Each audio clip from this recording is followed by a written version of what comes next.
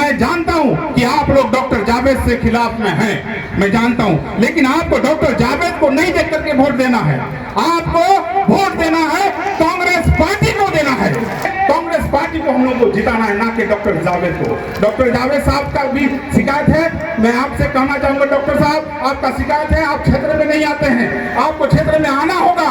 Ticket के दावेदार मैं भी था और मैंने भी टिकट मांगने के लिए किया था। दोस्तों, किशनगंज लोकसभा चुनाव से पहले किशनगंज कांग्रेस में अंदर कलह खुलकर के सामने आ गया है। जी, किशनगंज में कांग्रेस पार्टी की तरफ से एक जनसभा का आयोजन किया गया था। आपको बता दूं कि आज किशनगंज के लोहागड़ा में कांग्रेस पार्टी की तरफ से एक जनसभा का आयोजन किया गया था। इसमें किशनगंज के राष्ट्रीय अध्यक्ष मल्लिकार्जुन खड़गे समेत प्रदेश के कई और नेता मौजूद थे। यहाँ पर किशनगंज लोकसभा सीट से कांग्रेस प्रत्याशी डॉक्टर जावेद आजाद, प्रदेश अध्यक्ष अखिलेश प्रसाद सिंह, कांग्रेस के पूर्व विधायक तौसीफ आलम भी मौजूद थे। इसी बीच बहादुरगंज के पूर्व विधायक तौसीफ आलम ने जनसभा को संबोधित करते हुए किशनगंज कांग्रेस प्रत्याशी पर जमकर के निशाना साधा। जी हाँ, और कहा कि किशनगंज के लोग किशनगंज कांग्रेस प्रत्याशी से नाराज हैं, डॉक्टर जावेद आजाद से नाराज हैं, लेकिन मैं फिर भी किशनगंज के लोगों से अपील करना चाहूंगा कि आप लोग कांग्रेस को वोट दें, कांग्रेस के नाम पर वोट दें, ना कि डॉक्टर जावेद आजाद के नाम पर। आपको बता दूं कि जब ये बात तौसीफ आलम बोल रहे थे तो उसके बगल में ही, जस्ट बगल में ही डॉक्टर जावेद आजाद बैठे हुए थे और उसके बगल में कांग्रेस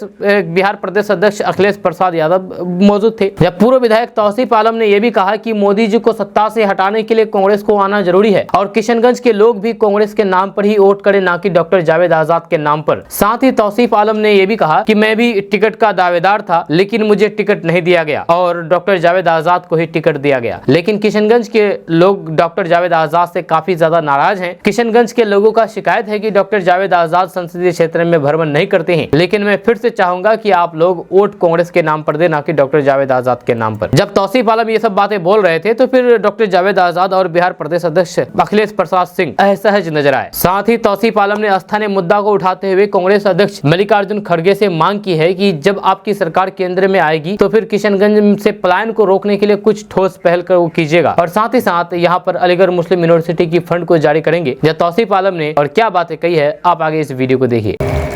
हिंदू भाइयों को नमस्कार। आज हमारे राष्ट्रीय कांग्रेस पार्टी के अध्यक्ष खड़गे जी आपके बीच, हमारे बीच पहुंचे हैं। सबसे पहले स्वागत करके हम लोग उसका सम्मान को बढ़ाएं। हमारे प्रदेश के प्रदेश अध्यक्ष अखिलेश जी भी साथ में आए हैं, हमारे बिहार के प्रभारी मोहन प्रकाश जी भी हैं, हमारे नासिर हुसैन साहब भी हैं और बिहार के दिग्गज सम्मानित कांग्रेस के सम्मानित लोग भी यहाँ मौजूद हैं और हमारे जो प्रत्याशी हैं डॉक्टर जावेद साहब भी मौजूद हैं। मैं ज्यादा आपसे समय नहीं लूंगा, सिर्फ इतना कहने के लिए आया हूँ, देश का हालात आप समझ रहे हैं, हमको समझाने का जरूरत नहीं है। आज तीन पार्टियां आज खुल करके मैदान में है, जिसको हम लोग देखते हैं कि टक्कर दे सकता है, लेकिन आपको फैसला करना होगा कि देश कहां जा रहा है। आपको देश बचाना है, ये नहीं कि किशनगंज को देख करके आपको वोट देना है। फलना कैंडिडेट अच्छा है तो फलना कैंडिडेट अच्छा है, वो चीज नहीं देखना है। आपको देश का सम्मान, देश का संविधान, देश का नक्शा बचाना है। यही कहा करके मैं आप लोगों से एक बात और कहने के लिए कहना चाहता हूं कि मैं जानता हूं कि आप लोग डॉक्टर जावेद से खिलाफ में हैं, मैं जानता हूं, लेकिन आपको डॉक्टर जावेद को नहीं देख करके वोट देना है। आपको वोट देना है कांग्रेस पार्टी को देना है। और मैं कहना चाहता हूं हमारे अध्यक्ष जी को कि आप जब प्रधानमंत्री के कुर्सी पर बैठेंगे तो हमारे किशनगंज जिला का कुछ मांगे हैं।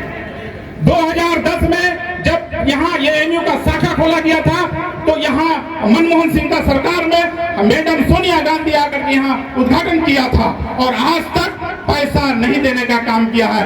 मैं आपसे आग्रह करना चाहूंगा कि आप जब सरकार में बैठेंगे तो एएमयू का शाखा को आपको पैसा देना पड़ेगा।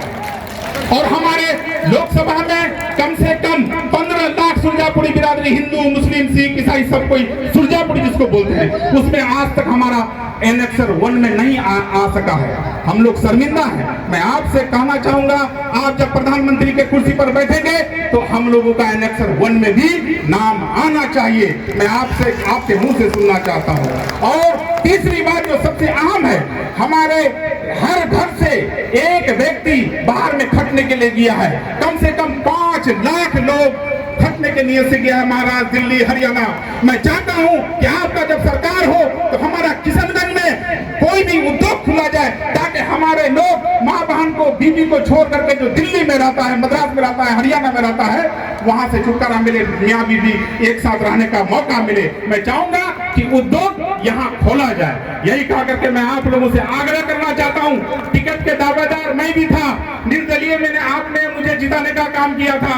उसके बाद 3 टर्म यानी चौथी बार आपने मुझे एमएलए बनाने का काम किया, और मैंने भी टिकट मांगने के लिए किया था। लेकिन जब वहां गए तो वहां कहा, जो लोग थे हमारे जो मानने वाले थे, उन लोगों का कहना था, खास करके खड़गे जी कहा कि देखो कांग्रेस में जो सेटिंग एमपी रहता है उसका टिकट नहीं कटता है। लेकिन हालात यहाँ का मालूम था, फिर भी कांग्रेस का नियम है कि टिकट जिसका सेटिंग रहता है उसका टिकट नहीं कटता।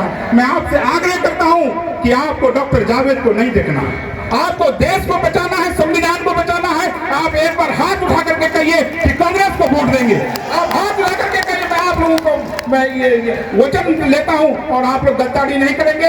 आज से लग जाइए, कांग्रेस पार्टी को हम लोग को जिताना है, ना कि डॉक्टर जावेद को। डॉक्टर जावेद साहब का भी शिकायत है। मैं आपसे कहना चाहूंगा डॉक्टर साहब, आपका शिकायत है, आप क्षेत्र में नहीं आते हैं, आपको क्षेत्र में आना होगा।